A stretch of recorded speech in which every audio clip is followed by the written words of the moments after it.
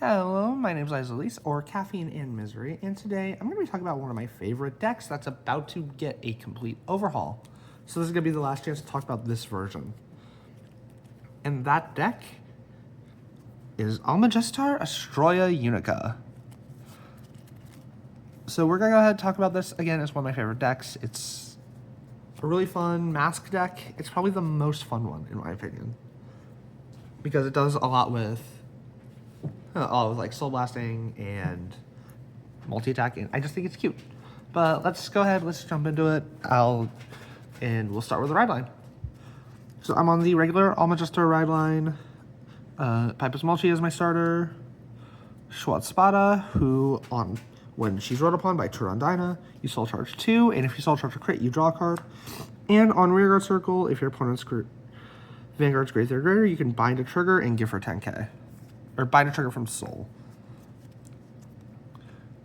The grade 2 is, as mentioned, Almajestat Turandina, who, when she is rode upon by Astroea, you choose her and the short Sparta, and you call both to open rearguard circles. Well, any rearguard circles. Which does get a little bit annoying because it means you're losing Soul, but that's ultimately fine because you're going to be cycling triggers into the Soul constantly.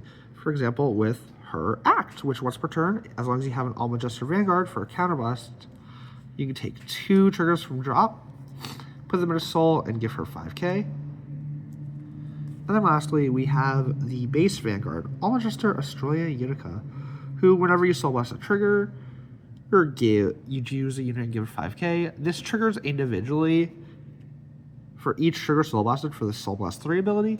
So you Soul Blast 3 triggers, that's 3 floating 5ks. And then when she attacks a Vanguard, she Soul Blasts 3, binds all crits, Soul Blast for the cost. And then depending on how many bound critical triggers there are, you do each effect. As long as there's at least 1, you retire Rearguard, 2, she gains a crit, and 3, she gains an extra drive. For the grade 3 lineup, I'm going to be on 2 more copies of Astroea. And the reason I'm only on 2 more is because she is not your Persona Ride. She is just going to be cost for the real boss of the deck, the Xeno Almajestat Astroea Bico Masques, who can only be rode over a different Astroea. Once per turn, you can remove an Astroea from hand, soul, or drop, as long as it's not Bico Masques. You retire one of your opponent's rearguard and give her a drive, and when she attacks for a counterblast now and Soul Blast 3, you bind all crits Soul Blast for the cost. Choose a rearguard and restand it, and then both her and the rearguard that you restood, that you chose for this effect, gain 5k for every 2 crits in bind zone. And of course, if I'm on a mask unit, I'm on 2 copies of Mask of Hydrogram, which is an order that, when played, you check the top 5 cards for either a Dragon Tree or Mask unit, put it in hand, then shuffle, and it has a skill in drop 2, where as long as you have the Mask unit in hand, you can put this into Soul by revealing the Mask unit in hand and then Superior Ride over your current non-Mask Vanguard. And then if your opponent is on grade 3, so like if in later turns or if they went first and you didn't Persona Ride, you get to Persona Ride, so you get the extra on 10k. And then lastly, because you are going to be going through Counterblast quite a bit in this build, I am on 2 copies of Almajestat Celeste Sphere, which has no cost. All you need to do is play it as long as you have an Astroea Vanguard. You countercharge 1, you put 3 triggers from drop into Soul, and then if you used her remove from the game skill, to remove Almajestat, to remove an Astroea, you get to give your Vanguard an extra crit. For grade 2s, I'm on 4 copies of the new-ish from set 5.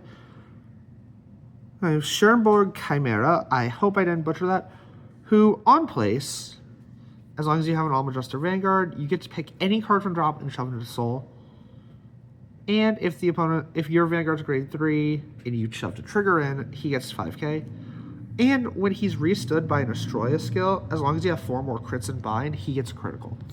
So your main goal on your turn 3, going into Astroea, is trying to bind whatever criticals you've already seen, cycling them into your soul. That way you're swinging a lot of damage as fast as possible with a lot of drive checks. And this is going to be your main reason on target because he can gain that crit. Along with that, I'm on 4 copies of Griffith Chimera, who for discarding a card on place, as long as you have an Almajestat or Vanguard, you check the top 2 cards of your deck, put 1 in hand, and either leave the rest on top of deck or put it into soul, and he gets another 5k. So he's going to be your main recycling. Your main, like, cycling, checking your cards, trying to deck thin. At least your main of that as a beater. Along with that, I'm also on the Games of the Underworld package, so I'm on 3 copies of Sagacious Schemer, who on place for a Soul Blast, you get to search out Games of the Underworld and shove it into your order zone for free, which all it does is at the beginning of battle phase, you choose a back row unit, and it gets boost. And his second skill is, as long as he's chosen by Game of the Underworld, he gets an extra 5k, so he becomes a 50k booster. And the reason I'm doing this is because those big columns with a lot of pressure are your main win condition in Astroea. You're swinging really hard, really fast, and trying to just wear out your opponent as fast as possible. For grade 1s, I'm on 4 copies of Clerical Star Demonic Lady Beefrones, who, when she's placed from hand for a counterblast, she can check the top 3 cards. 1 goes to hand, 1 goes to soul, and 1's discarded. So this is the other main filter for the deck. She checks 3 instead of 2, but she doesn't get to leave 1 on top of deck if it's a trigger. So she's going to be your main way to she's going to be one of your main ways to try and find your Astroeas and your Masques. Because if you notice, we're not actually on any of the Mask searches in this build. You filter enough of cards fast enough that you don't really need to be on them specifically to find your pieces. And the other unit, the actual unit you'll be calling him on, is 3 copies of Plutonic Prospector, who at the end of the battle are boosted. If you have an Almajestat or Evil Eye Vanguard, you can put it in soul to check the top 7 for a grade 3 card. And as long as your bind zone has 2 or more trigger units, it's a 15k guard. So you're not calling him too often. He's mainly there because he's a bigger guard. But on occasion, when you're missing pieces going grade 2 turn into grade 3, you can call him because he'll help you build up soul. He'll help you search for more pieces. He's your last bit of filtering in the deck. Then, of course, I'm on 4 perfect guards, 3 of the regular Sentinels, and then the Sanctitude, because currently Hari and Night Rose have just come out, so they're going to be pretty big in the format. For triggers, this deck is super reliant on criticals, so I am on 8 of them.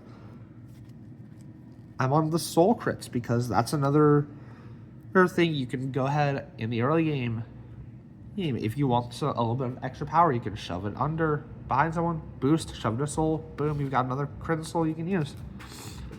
I'm also on 3 fronts. They're currently these ones because my effect fronts are in Hari, and I'm going to be swapping these ones out for the new ones coming out in set 6. The ones that, when you guard them, go to soul.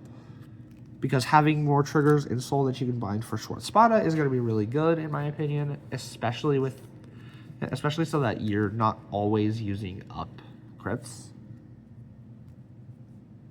And so that you can make more use out of some of the ones you guard with. Other than that, I'm on 4 regular heals. And lastly, for my OT, I'm on Eidos Faro. The reason I'm on Eidos Faro is because this is a very piece-reliant deck. So if you lose a piece early and you need it back desperately, you can always add back the Celestisphere or something from drop. Or if you don't want to use her second effect, which I realize we didn't go over. And it's a little budget. Yeah, I'll go over it now. Oh, she has an axe skill where, as long as you have an Almajestat Vanguard for a Soul Blast and 3 energy, you can either put an Astroea or a crit from deck into soul. And as long as you did, you can call a unit from drop. with grade less than or equal to your Vanguard. So like I said, cycling. You don't need the mask searches anymore to find this motherfucker. But yeah, your pieces are really important. Your beef runs are important. Your Griffith chimeras are important. Honestly, if you discard the second one of this, it's honestly a good one to get back because it helps you make even bigger columns. But that's going to be it for my Astroea profile. I hope you guys enjoyed. If you did, you know, do the YouTube stuff, like, subscribe. And sorry again, I'm recording a couple of videos the same day, and I do still have a cold. So hopefully by the time these are coming out and I do my next batch of videos, my throat's not trying to kill me. But y'all have a great rest of your day. Ciao.